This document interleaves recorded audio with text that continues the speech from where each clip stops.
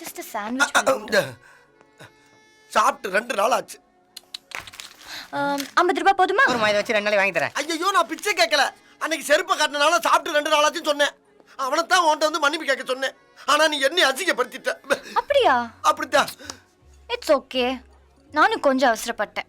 பரவாயில்ல சாலுமா, this okay. ஆனா இன்னைக்கு நீ ஒரு ஹெல்ப் பண்ணணும்.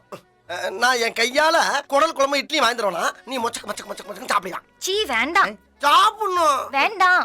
சாப்பிடணும் அம்மா. சரி. சாப்பிடணும் அம்மா. பாத்து. சாப்பிடணும். சாப்பிடாத நீ சொல்ல வேண்டியதானே. நல்ல ஜூஸா ஒரு 3 கிளாஸ் போடுங்க.